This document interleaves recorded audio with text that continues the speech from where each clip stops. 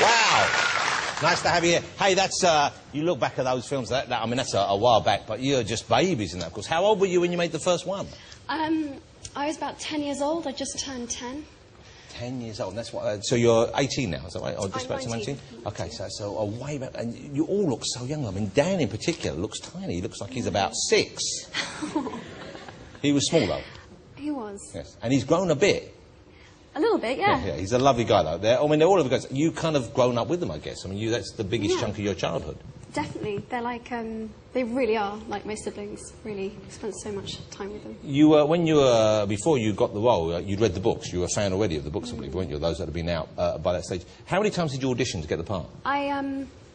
They found Dan very late in the process. He never actually kind of, he didn't kind of go in for auditions. He was kind of a friend and whatever. Anyway, so kind of they were trying to find the right Harry to go with. I think they had Rupert and I in place earlier on. So they found you already? They found us, and we kept auditioning with lots of different potential Harrys. So I did 8 auditions, maybe 8. Wow, something like 8 that. with different. But you knew you had the part already when you were doing those auditions. No. That must have been just quite an awful ordeal then, in some way. It was. It was like my life for like 3 or 4 months. I was just wanted it so badly. And were they seeing other potential Hermiones, or were you the only one? Actually, they were. They were. I remember being devastated coming into the studio and seeing another little girl who had actually been in films before. And I was like, oh, I'm never going to get it. She's had previous acting experience. She's, it's all over type thing. My dream is over. And to make matters worse, she was playing cards with another Harry. I was like, oh my God, they're making friends already. I'm definitely not going to get it. So by the time I got to my audition, I was just in... I know who you talk about, and that Dame Judi Dench is a bitch. She can play young as well, she can do the young parts. But you must have been, so the moment when you found out you had it, how did that happen? Who broke the news to you? We came into the studio for another audition, and David Heyman, who's the producer, sat us down in his office and said, You're the preferred candidate. I remember him saying that for the role. You are the preferred candidate? Yes. So he didn't actually say you had it yet then? Well, no, that was it. 5 minutes later, there was a picture of us online, and it was all going crazy. That's weird. That kind of strange use of words, that you are the preferred candidate. Yeah. He was still hedging his bets up to the last minute. Well, I guess. Maybe he didn't really want me. So when you heard preferred candidate, did you think, great, I've got it? Or did you think, what does that mean? Probably. My 9-year-old self was like... Yeah, good, got it. Have I got it? Have I not? No. And presumably you're now beginning to think about when it's over. There's going to be a bit of a wrench, I would have thought. It's going to be kind of strange, isn't it? Yeah, it will be strange. I mean, I'm being asked to talk about it a lot, but in a way, I've still got a lot ahead of me. We finished filming in April next year, so we've got a while to go, and then 2 more to be released, and the theme park, and... It doesn't feel over. There's a theme park, but you're involved in all that as well. Do you have to be involved in that, or you? Actually, we were. We filmed a scene for one of the rides. One of it's going to be like interactive, and we're going to talk to you and stuff. After you finish this, you've already got kind of the next few years planned out, haven't you? You're going off to study. You go to university in America. Yes. Okay. Once again, that's an exciting thing. Exciting to look forward to. Why go to America? Why not stay here and do it?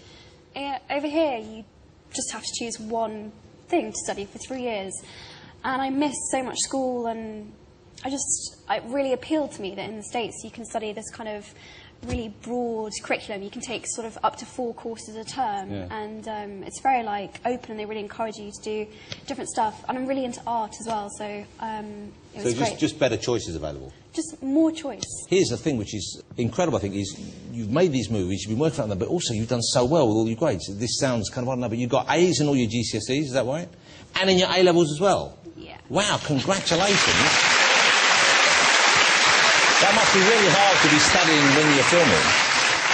Yeah, it was tough. It was really tough. I felt very torn a lot, but it was so worth it. I'm so excited about going to university, and I want to have my cake and eat it. I want the best of both worlds. I want to do everything. Yeah. But it's interesting you say that, because there must be things that you did miss out of the kind of normal things that kids go. What kind of things did you want to do more of, or did you sort of see your contemporaries do that you couldn't join in with? Just, if you're working really long hours, maybe you can't make I don't know, someone's birthday party or a sleepover or something that you know, but just I never felt like I was missing out because I was gaining so much. Yeah, you so know, what you got in return, the balance was totally. in your And you favour. know, and there were gaps in between filming, and I would always go back to school, so I'd get to see my friends then, and like my life felt like both parts were kind of a holiday because I'd get a break from school and get to go and do something really exciting and fun, and I get to come back again and see all my friends again. So, I mean, I was always working, but it was exciting and fun. How do boys deal with you when they see you out and about now? And if, you know, if you're in a club or in a party or something, you know, guys are going to want to talk to you, I guess. But they know who you are, or they think they know who you are. They know who Hermione is. Do they use that as a kind of way of trying to start a conversation with you? It's amazing how many, I don't think you can even call them chat-up lines you can get out of broomsticks and wands and... Well, it would be amazing, because none of the rest of us have ever heard one. So presumably they think I can use that great broomstick line I've been sitting on for years. The other thing they do is they come up and they think, tragically, they think they're really original and really funny, and that I never will have heard this before. They come up and go, oh, you're the girl from Narnia, aren't you? Obviously they know that I'm not, but they think that it's funny because... Whatever. I don't really know why they think it's funny. It's not actually that funny. But it's like, it's the 10th time I've heard that. Or maybe it was Lord of the Rings that some other guy 2 minutes ago did. But, I like the fact that obviously the guys, they do the gang, you're going, they're like that. Yeah, you're the girl from Narnia, innit? Yeah. It's the Lord of the Rings thing, innit? Lord of the Kings. Is there anyone in your life at the moment? Are you seeing anyone? Do you have a boyfriend? I do, actually, yes. I do. Fair enough. Well, I'm pleased to hear that, and I hope that goes well for you. Okay, let's talk about the new movie then, because the new movie is out on the 15th of July over here, I believe. It's Harry Potter and the Half-Blood Prince, and it's got pretty much the same cast that we've grown to know and we've grown to love. You've seen the finished film? You've seen the finished piece of work? Okay. Yes. When do you guys get to see it? You going to see it together, or you have a kind of special screening? I think Dan was in New York. He was doing Equus, so he couldn't see it at the same time. I think we saw it separately this time, but sometimes we do. We all group together. And did you see him in Equus? I went to see him on stage, and of course there was a big interest in the fact that he was going to be naked on stage. I did. It must have been strange for you guys who've worked with him so long, to go and then see little Dan from Harry Potter standing there. Yeah, I won't say anything with him that way, but it was quite something. Yeah.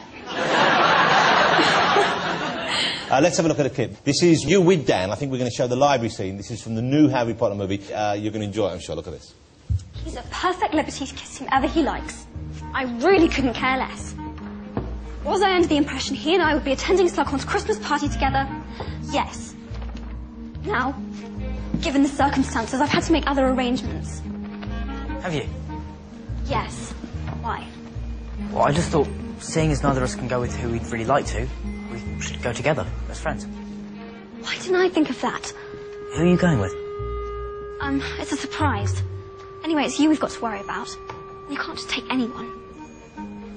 See that girl over there?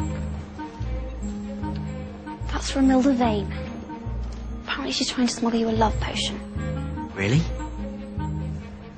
Hey! She's only interested in you because she thinks you're the chosen one. But I am the chosen one. Okay, sorry. Kidding. Great fun. It's a really lovely film. It's great fun and it's exciting. We see you there with Dan, of course, but what a great cast around you as well. You've got the great Michael Gambon on screen with you, Helena Bonham Carter, who's fantastic in it, and Alan Rickman as well. I love it when he's... How is it working with those guys, and how has your relationship with those changed since you've grown up? Well, I think when we were younger, we were just terrified of Alan Rickman, and now we sort of can have conversations. He's still a bit scary, though, isn't he?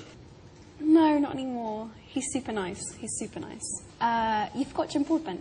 Jim Broadbent. He's in this one. He's terrific as well. Brilliant. Let me ask you about the relationship, the changing relationship in terms of your acting with the young performers you were, because, of course, in the books, we see that there's a kind of growing relationship between Hermione and Ron. Yes. Okay, and now you're going to have to bring that to life on screen. Yes. So there's going to be kind of romantic scenes, kissing scenes, and so on and so forth between you and Rupert, who you've grown up with and you've known, and presumably there isn't that actual... He's not your boyfriend, is he? No. So is that going to be something, seeing as you've known him for so long? Have you done any of those things yet? Actually, we did the kiss two weeks ago, and it was the most horrible thing I had to do. Not because Rupert isn't lovely and there are millions of girls out there who would probably chop their left arm off to kiss him, but it just felt like incest. That's the only way I can describe it. But no. Because she's like your brother. Yeah, Yeah. of course. And so what, how did you prepare yourself? Did you just think about someone else, or did you just knuckle down and just... Great thing about kissing is that you close your eyes. So... Well, not always. You know, it's a bit of, sometimes I open mine to see if the other person's looking. So